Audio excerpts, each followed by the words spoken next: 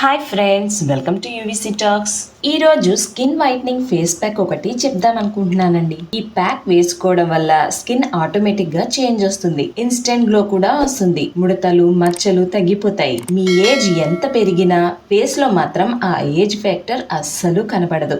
అదే coffee powder తో వచ్చే మ్యాజిక్ అన్నమాట. సో ఈ ప్యాక్ లో మనం యూజ్ చేసే ఇంగ్రీడియంట్స్ ఏంటంటే కాఫీ పౌడర్, అలోవెరా జెల్, ఇంకా ఏదైనా ఆయిల్. ఓకే, ప్రిపరేషన్ చూద్దామా.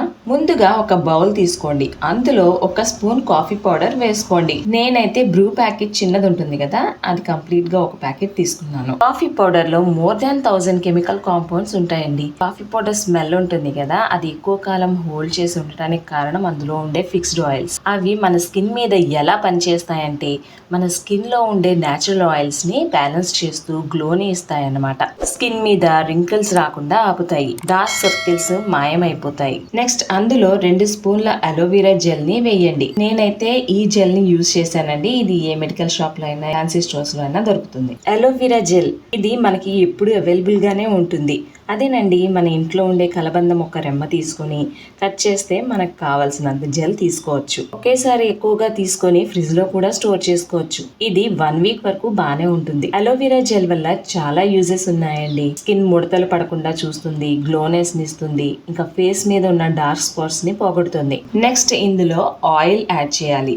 ఆయిల్ అంటే కోకోనట్ ఆయిల్ కానీ బేబీ ఆయిల్ కానీ ఏదైనా యూజ్ చేయొచ్చు. నేనైతే ఈ బేబీ ఆయిల్ ని యూజ్ చేశాను. జస్ట్ 4 to 5 డ్రాప్స్ యాడ్ చేసుకోండి, సరిపోతుంది. వీటన్నింటిని బాగా మిక్స్ చేయండి. కన్సిస్టెన్సీ ఈ విధంగా ఉండేలా చూసుకోండి. ఇక ఈ క్రీమ్ ని ఫేస్ కి, నెక్ కి అప్లై చేసుకోండి. చేసుకున్న తర్వాత ఒక 2 to 3 మినిట్స్ పాటు స్క్రబ్బింగ్ ఇవ్వండి.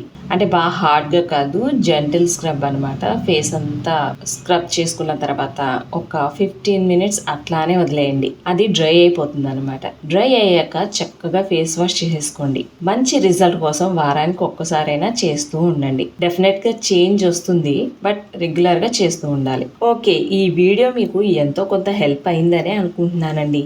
ఈ వీడియో నచ్చినట్లయితే మా ఛానల్ని సబ్స్క్రైబ్ చేసుకుని పక్కనే ఉన్న బెల్ ఐకన్ని క్లిక్ చేయండి friends. Be happy and stay healthy.